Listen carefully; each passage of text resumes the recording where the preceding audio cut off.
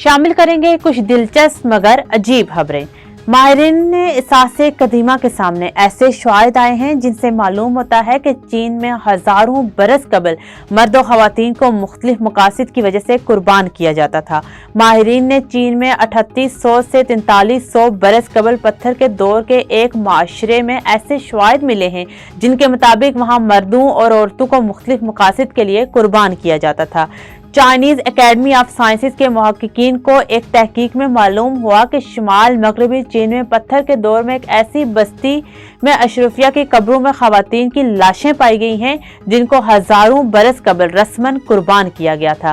तहकीक में पहली बार मर्दों के इज्तिमाई तौर पर दफन होने के शवाहिद भी सामने आए हैं जिनका ताल्लुक इस खित्ते के इंसान की कुर्बानी से था। Serial Guinness world record holder dude record breaker rush ने आजाहू में मुनक्किद होने वाले एक हाफ मैराथन 21 किलोमीटर तवील तक महदूद 137 टी शर्ट्स पहनकर मुकम्मल करते हुए अपना ही खोया हुआ रिकॉर्ड दोबारा हासिल कर लिया।